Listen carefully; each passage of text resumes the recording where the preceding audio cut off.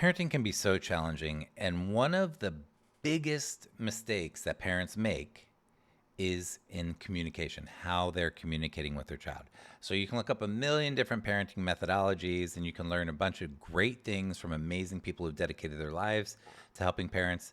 But I want to break down for you this big mistake, how parents with communication are shooting themselves in the foot and often creating more division with their child rather than connection.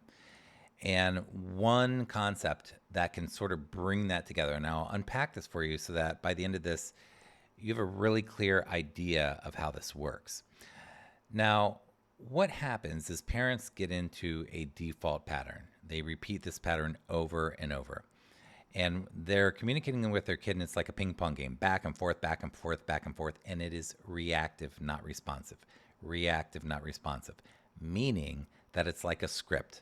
So if they were to put up a camera in your home and watch your family for a month, they could predict with so much precision exactly what you would say in certain situations.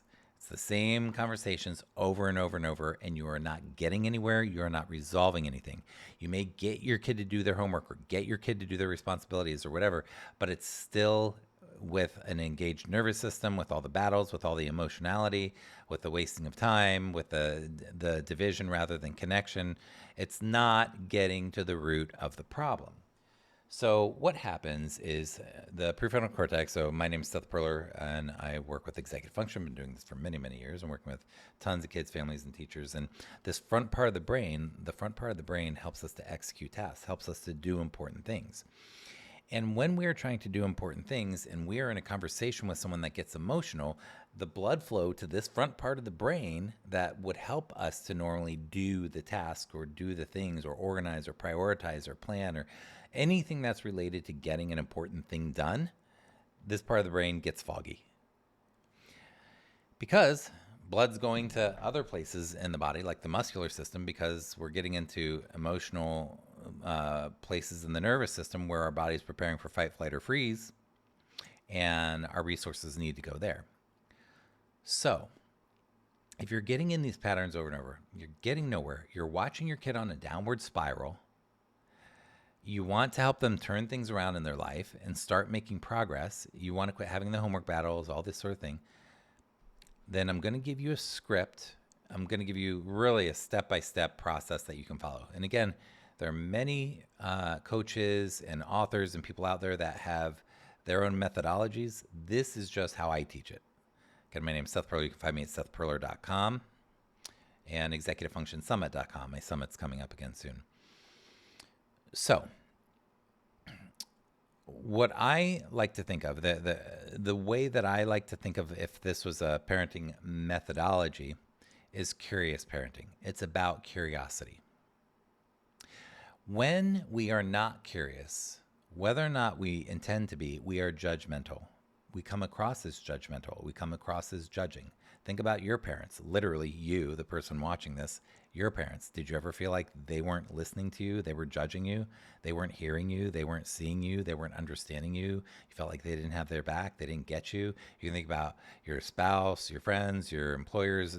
Have you had known people in your life where they weren't curious about your experience? It feels awful. It feels disconnecting. They weren't curious. They just had their judgment, their opinion, their perspective. But what about how you feel? What about how you think about things? It feels pretty awful. So, as loving parents, we often default to these things that we've learned over the years, even if they're not working. So, we will default unintentionally to judgment, to not being curious about our kids' experience, to you need to get this done or you're going to fail this class. You need to get this done or you're going to be in summer school. You're not going to get a driver's license. You're not going to get into college. You're not going to blah, blah. You're not going to get your summer job that you said you want. You know, you're not going to finish this homework. It would be so easy if you would just blah, blah, blah. So curious parenting comes from a curious perspective. And I'm going to tell you how this can look. So what I want to encourage you to try is something very similar to this. Start off with buy-in and ownership. What that means is start off with the conversation with your kid with getting some buy-in about the conversation. Hey, can I ask you something? Can I ask you a question? Hey, I'm really curious about something. Can I ask you about something? So starting with, can I ask you? Or you can be in the middle of a conversation and you can right in the middle of a conversation and say, can I ask you something?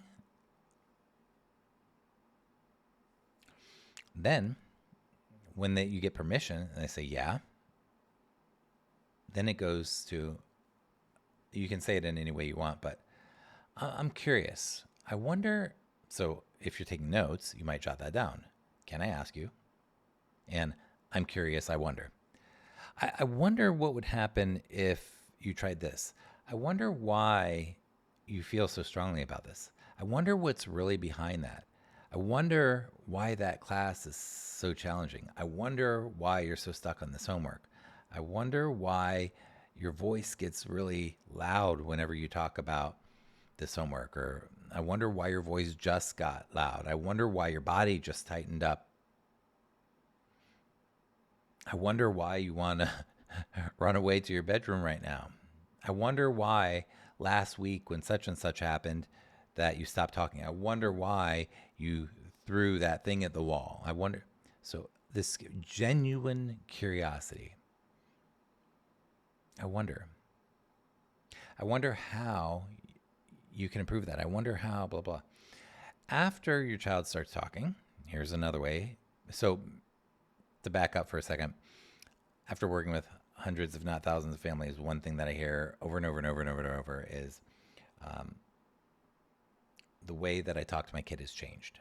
Parents will say, I didn't know how much of this would be me working on myself, the parent, and then I've changed the way I communicate with my kid. So you say, I wonder, blah, blah, blah. And then your kid responds somehow. And now you may have a kid who's highly verbal and they say lots and it's really easy for them. Or you may have a kid who's very not very verbal, very quiet and doesn't give you much. Either way, we're going to go on with the not shooting ourselves in the foot. So here's how parents shoot themselves in the foot at this point. They ask the question, the kid responds, however, and then the parent responds with the default and trying to solve it or fix it or give their perspective, or it's their turn to talk and share what they think, blah, blah, blah. And I know you feel like you want to share your perspective with your kid, even though they've probably already heard it a million times and they could probably predict what you're about to say. But I'm going to encourage you at this point to bite your tongue. Instead of responding how you normally respond, which is usually your perception of what is logical or reasonable, instead of responding with that default, I want you to try saying, wow, tell me more. I'm curious. I wonder what else you have to say about that. Tell me more. So parents shoot themselves in the foot by interrupting when their kid is really, we need to explore more. So your kid might say a little bit more. They might say a lot more. But I want you to exhaust the issue. Wow, tell me more. I really want to understand. And I want you, the parent, to really want to understand. And one of my favorite frames for you parents is this. I want you to imagine that your kid, the person talking to you right now, is the most important human being on the planet, saying the most important thing that's ever been said. And imagine how that feels in your body and how that would feel to your kid if they felt like what they're saying is really important. So that next step is, tell me more. I'm really curious. I want to understand. Now, again, you might feel guilt. You might feel like you're being berated. You might feel like you're being blamed. You might feel all sorts of things. But I want to encourage you to put aside the feelings with that, or allow yourself to feel the feelings, but to still bite your tongue. And just be curious. Why is my kid saying these things? Why do they feel like this? What's really underneath this?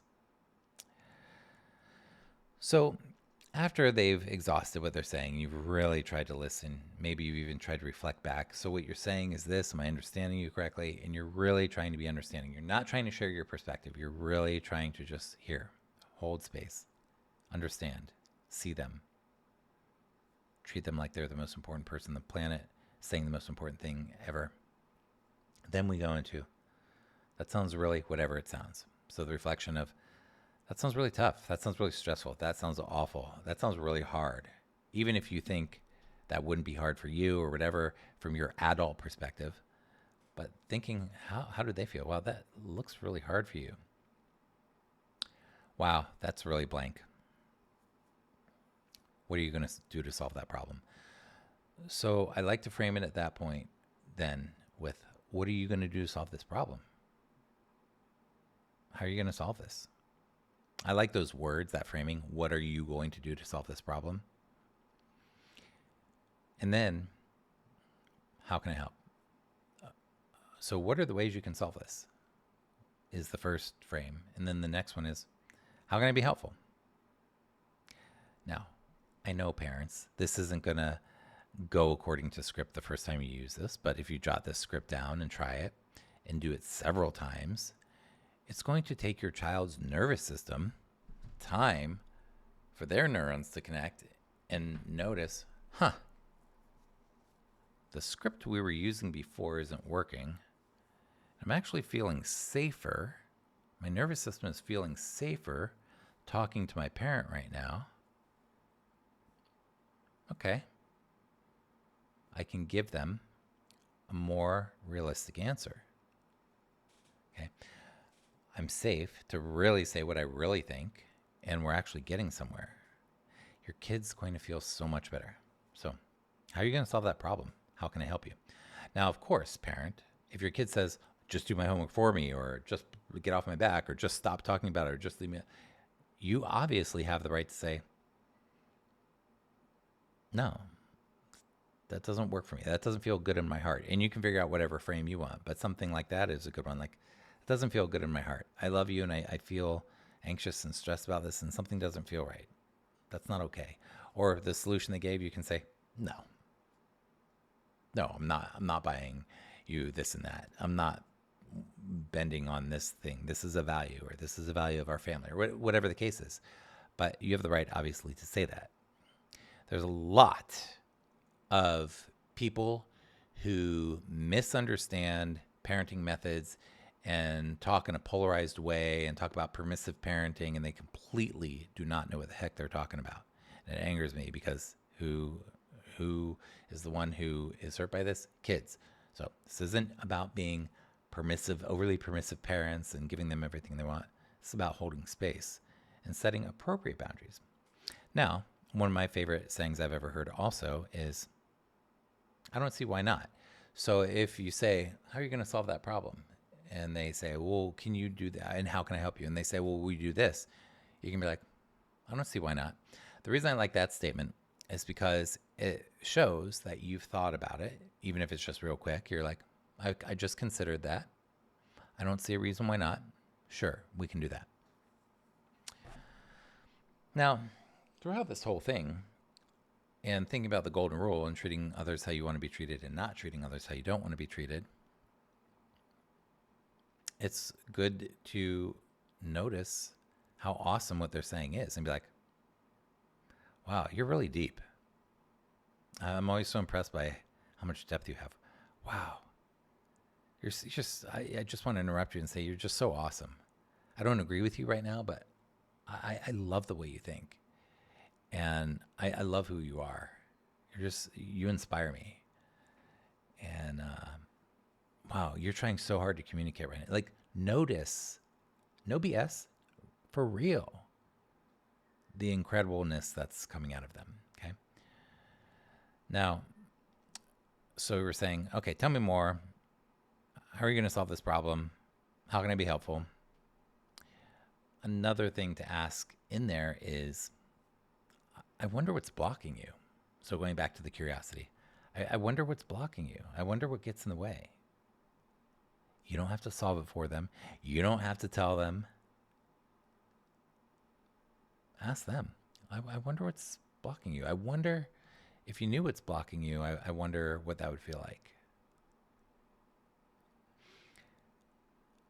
And then finally, ending with connection, and as best you can on a high note with something positive. Thank you for being honest with me. Thank you for spending the time. Let me know how I can be helpful. probably the biggest, if not one of the biggest questions I get from parents is, how do I know when I'm doing too much for my kid? How do I know when I'm not doing enough for my kid? And how do I know it's just right? You don't always. And I could make a whole nother hour-long talk about that. Maybe I will. But at the end of the conversation, you don't have to solve the problem. You don't have to fix the problem. This is key. Please hear this, parents. It's not about solving the problem in the moment or fixing the problem. It's about the connection that you have just had a conversation where your child has felt seen.